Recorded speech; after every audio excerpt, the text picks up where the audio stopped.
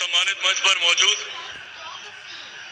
हम सब के गौरव, हम सब के अभिमान, हमारे भारत के प्रधानमंत्री आदरणीय श्री नरेंद्र मोदी जी मौजूद इस सम्मानित मंच पर अररिया से हमारे एनडीए के प्रत्याशी भाई प्रदीप सिंह जी, मौजूद यहाँ पर सुपौल से हमारे एनडीए के प्रत्याशी आदरणीय दिलकेश्वर कामत जी, मौजूद इस सम्मानित मंच पर तमाम एनडीए के वरिष्ठ नेतागण मौजूद, यहाँ पर तमाम आदरणीय मंत्रीगण मौजूद, यहाँ पर तमाम आदरणीय विधायकगण मौजूद, यहाँ पर भारतीय जनता पार्टी, जनता दल यूनाइटेड, लोक जनशक्ति पार्टी, रामविलास, हिंदुस्तानी अवाम मोर्चा, राष्ट्रीय लोक मोर्चा के तमाम मजबूत पदाधिकारी साथी, तमाम मजबूत कार्यकर्ता साथी, प्रेस मीडिया के तमाम पत्रकार साथी, आदरणीय बुजुर्गों, माताओं, बहनों, मेरे तमाम नौजवान युवा साथियों, सबसे पहले आप सबको चिराग पासवान का प्रणाम।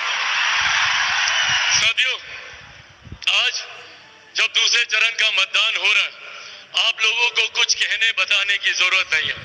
आप सबने मन बना लिया है और जनता आज की तारीख में हम नेताओं से कई आगे है।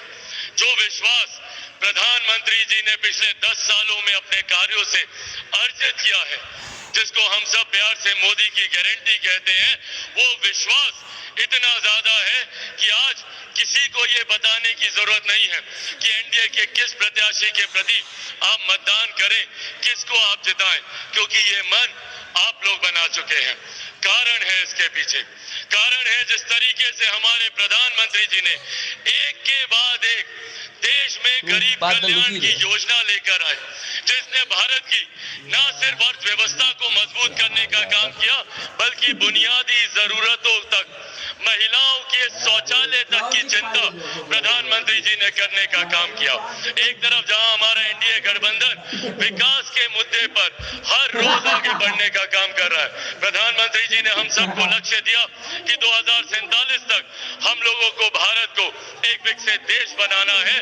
भारत विकसित देश तब बनेगा जब भारत का हर राज्य विकसित बनेगा, जब हमारा हर एक जिला विकसित बनेगा, हमारा हर एक प्रखंड विकसित बनेगा, हमारी हर एक पंचायत, हमारा हर एक गांव विकसित बनेगा। ये लक्ष्य प्रधानमंत्री जी का 2047 तक का है। पर ठीक इसके विपरीत विपक्षी दलों का जो गठबंधन है, वो भ्रम फैलाने का प्रयास करता है, संविधान को लेकर, आरक्षण को लेकर, लोकतंत्र की हत्या को लेकर। ये एक ऐसा विपक्ष है जो पूर्णतः मुद्दाहीन है।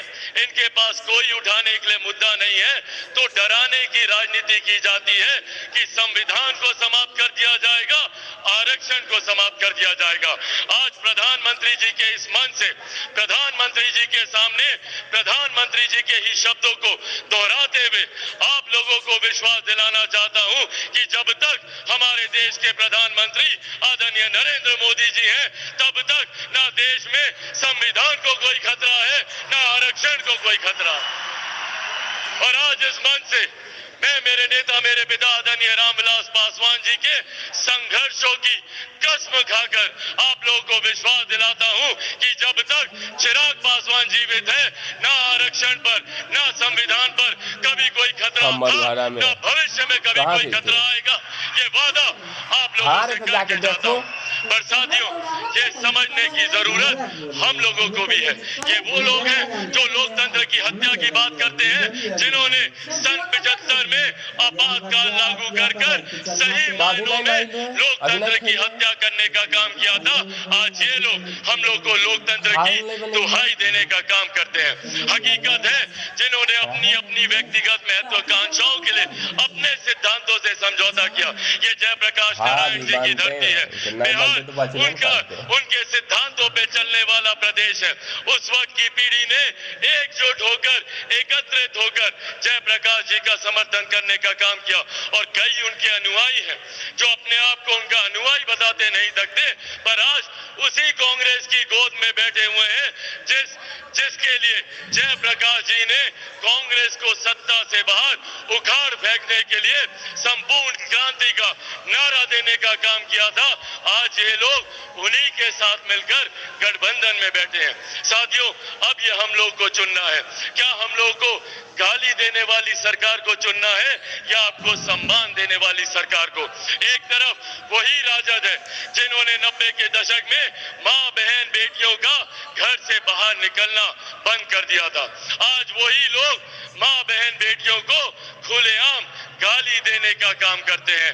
ऐसे में अब ये जिम्मेदारी हम लोगों की है कि एक तरफ प्रधानमंत्री है जिन्होंने महिलाओं के सम्मान की रक्षा के लिए उनको शौचालय बना कर दिए, जहां पर बुजुर्गों के सम्मान की रक्षा के लिए आयुष्मान योजना का निर्माण किया, तो वहीं दूसरी तरफ ये लोग हैं जो दिन दहाड़े मां बहन बेटियों को गाली देने का काम करते हैं, उनको अपमानित करने का काम करते हैं। एक बार फिर से मैं आप सबसे ये आह्वान करूंगा, जरूरी है देश की मजबूती के लिए, देश की सुरक्षा के लिए, महिलाओं के सम्मान के लिए, बुजुर्गों के अधिकार के लिए और युवाओं के भविष्य के लिए, किसान और मजदूरों के हक के लिए कि एक बार फिर से हमारे प्रधानमंत्री तीसरी बार देश के प्रधानमंत्री बने और हम तमाम प्रत्याशी उन्हीं के सेना के सदस्य हैं जो हम मिलकर हमारे प्रधानमंत्री जी के लक्ष्य 400 पार को हम लोग पूरा करेंगे, जिसमें बिहार की